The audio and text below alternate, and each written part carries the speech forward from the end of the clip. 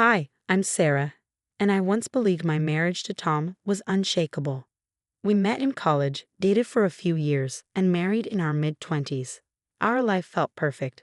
We had two wonderful children, Lily, 8, and Ben, 6, and a beautiful home in a quiet neighborhood.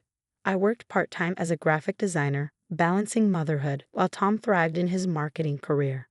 But slowly, cracks in our marriage started to appear. Tom was spending more time at work, often mentioning a young colleague named Tammy. At first, I didn't think much of it, just another name among his coworkers. But as weeks passed, I noticed something. He was bringing her up more often, and his work hours were stretching longer. I finally met Tammy at a company event, a vibrant 25-year-old brimming with ambition. She greeted me with a smile, but her words cut deep. "You should really step up your wife game, Sarah," she said slyly. "Someone might steal Tom away if you're not careful." Her remark caught me off guard. I tried to laugh it off, but the unease lingered. 3 months later, my worst fears were confirmed. Tom came home one night, unusually quiet. After putting the kids to bed, he sat me down and confessed. "I've been having an affair with Tammy. I'm leaving you and moving in with her." He couldn't even look at me. I was stunned. "What about our family? Lily and Ben?" I asked, my voice trembling. "I'm sorry, Sarah," he said, standing up. "But I've made up my mind." Tammy's even helped me pack. I watched in disbelief as the man I had built my life with walked out the door, Tammy by his side. She even had the nerve to make light of the situation, joking about how easy it had been to steal Tom away. I was devastated, pregnant, abandoned, and left to pick up the pieces of our shattered marriage. The divorce was swift. Tom, consumed by his affair, agreed to most of my terms. I got the house, the car, and a significant alimony settlement. We arranged 50-50 as custody of Lily and Ben, both wanting what was best for them. I tried to hold it together, putting on a brave face for my children as we adjusted to our new reality. But Tammy was relentless. She seemed to take pleasure in tormenting me, sending photos of her and Tom's engagement and pregnancy as if to remind me of her victory. One day, she sent me a sonogram picture with a smug message, "It's a boy." I couldn't help myself. I replied, "Congratulations. Let's hope he doesn't inherit his father's cheating tendencies." The fallout was immediate. Tom called me the next day, furious. "That was uncalled for, Sarah." "Uncalled for?" I snapped. "She's been rubbing this in my face for months, Tom. I'm done." "You could at least try to show some empathy," he retorted. "Empathy?" I shot back. "She destroyed our family, Tom. I owe her nothing." I hung up, seething. Months passed, and Tammy's pregnancy became another source of tension. Then, one December evening, I got a call from her. She was hysterical. "We lost the baby, Sarah, and it's all your fault. You're heartless," she screamed. I took a deep breath, trying to remain calm. "I'm sorry for your loss, Tammy, but that's not my fault. I have no interest in your life outside of our shared custody." But Tom expected me to show sympathy. But I had no empathy left to give. I reminded Tom that, aside from our children, I had no interest in his or Tammy's life. Even my ex-in-laws suggested I should show compassion for the sake of the kids, but I couldn't bring myself to care. A few days later, Tammy showed up at my house. Her eyes were red and swollen from crying. "I'm so sorry, Sarah," she sobbed. "I think the miscarriage was karma for everything I've done. Can we be friends?" I was taken aback. "Get off my property," I said coldly, dialing the police. I also called my brother, Mark, who arrived swiftly. Tammy was still crying when the police arrived. "Sarah, please, I just need someone to talk to." "I'm not that person," I said firmly. The police escorted her off my property, and I turned to Mark. "Are you okay?" he asked, concern etched across his face. "I'm fine," I replied. "I just can't believe her nerve." Tom arrived soon after to take Tammy home. We stood on the porch, the tension between us palpable. "The kids should stay with me until things stabilize," I said. "Agreed," Tom replied, his shoulders slumped. "I'm sorry about all this, Sarah." "It's not your apology I need," I said, watching him drive away with a broken Tammy in the passenger seat. As they left, I felt a sense of resolution. I had survived the worst betrayal imaginable, and now I was determined to protect my children and reclaim my life, free from the toxic presence of Tom and Tammy.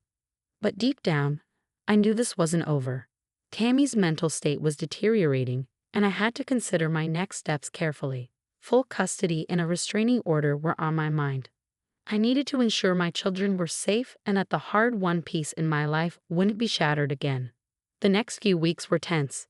Tammy continued to spiral, sending erratic messages and even showing up at my kids' school. I realized it was time to take legal action. I consulted a lawyer about filing for full custody and obtaining a restraining order against Tammy. "You have a strong case, Sarah," my lawyer said. "Given her unstable behavior, the court will likely side with you."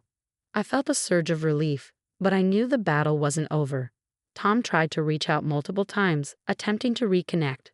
"We need to talk," he said one evening after dropping off the kids. "There's nothing to talk about, Tom. We'll communicate about the kids and nothing else," I said firmly. "But we were good together once," he insisted. "That's in the past. My only concern now is our children," I replied, closing the door on any hope he had of reconciliation. The legal process was grueling. I gathered evidence of Tammy's harassment and Tom's neglect during her episodes. Court days were filled with tension, but I stayed focused on my goal, protecting Lily and Ben. Finally, the judge ruled in my favor. I was granted full custody, and a restraining order was issued against Tammy. As I left the courtroom, I felt a weight lift off my shoulders. I had fought for my children's safety and my own peace of mind, and won. Back at home, I hugged Lily and Ben tightly. "We're going to be okay," I whispered, feeling a sense of calm for the first time in months. The victory was bittersweet, but it was still a victory. I had been betrayed, but I refused to be broken. My new journey was just beginning. Winning full custody of Lily and Ben was a huge relief, but the struggle wasn't entirely over. Tammy's presence lingered in our lives like a bad dream that refused to end. Despite the restraining order, she continued to try and insert herself into our daily routines. One afternoon, I received a frantic call from Tom. "Sarah, I just found Tammy sitting in her car outside my office. She's refusing to leave," he said, his voice tight with anxiety. "I'll call the police," I replied, already dialing. "She's violating the restraining order. This needs to stop." The police arrived quickly and escorted Tammy away. She was warned that any further violations would lead to serious consequences. Despite everything, I felt a pang of pity for Tammy. She was clearly in a lot of pain, but I couldn't allow her to disrupt our lives any longer. Meanwhile, my relationship with Tom had settled into a tense but functional co-parenting arrangement. He was still grappling with the fallout from his relationship with Tammy, but we managed to keep things civil for the sake of the kids. One evening, after the kids were in bed, Tom and I sat down to talk. "How are you holding up?" I asked, trying to keep the conversation light. "It's been tough," Tom admitted. "I never expected things to get this bad with Tammy. I'm just trying to focus on the kids and work." "I get it," I said. "But we need to make sure she stays away from us for everyone's sake." "I know," he sighed. "I'm working on it. I've been looking into getting her more intensive therapy." As the weeks passed, Tammy's presence became less frequent, and the kids began adjusting to our new routine. But it wasn't long before another issue arose. Tom showed up at my house one evening looking more disheveled than usual. "Sarah, I need to talk to you about something," he said, glancing nervously at the kids playing in the living room. "Let's go outside," I suggested, leading him to the porch. "What's going on?" "I've been thinking about moving away," Tom said, his voice heavy with resignation. "I think it might be the best thing for everyone, a fresh start." "Are you serious?" I asked, shocked. "What about Lily and Ben?" "I would still visit regularly, but I think they need stability, and I'm not sure I can provide that right now," he admitted. I took a deep breath, processing his words. "If you think it's what's best, I won't stop you. But you need to be sure this is what you want." "I am," Tom said, his eyes filled with regret. "I've made a lot of mistakes, and I need to fix my life before I can be a good father to them." After Tom moved, things began to settle down. The kids and I established a new routine, and Tom kept his promise to visit regularly. It was hard for them to understand at first, but eventually they adjusted. I focused on providing them with a stable, loving home. One day, while I was making dinner, Lily came into the kitchen, looking thoughtful. "Mom, do you think Dad will be okay?" she asked. "I think he will, sweetheart," I replied, kneeling down to her level. "He's trying to get better, And sometimes people need a little time to figure things out. I miss him, Ben added, joining us. But I like being here with you too. I know, I said, hugging them both. We're going to be okay. We're a team, remember? As time went on, Tom began to stabilize. He found a job in another city and seemed to be doing better. His visits became more consistent, and he was slowly rebuilding his relationship with Lily and Ben. One evening, after Tom had visited the kids, he pulled me aside. "Thank you, Sarah," he said quietly, "for everything. For being there for the kids, for putting up with all of this. It's what they need," I replied. "And they need you too. So keep working on yourself. They deserve the best version of you." "I will," Tom promised. "I'm getting there." As I watched him drive away, I felt a sense of closure. The journey had been long and painful, but we were finally finding a way forward. Tammy had faded into the background, receiving the help she desperately needed. Tom was on the path to recovery, and our children were thriving in a stable environment. For the first time in a long while, I felt hopeful about the future. I had faced betrayal and heartache, but I had come out stronger on the other side. My focus was now on building a happy, healthy life for my children and myself. The past was behind us, and we were ready to embrace whatever came next. Now here's a question for you.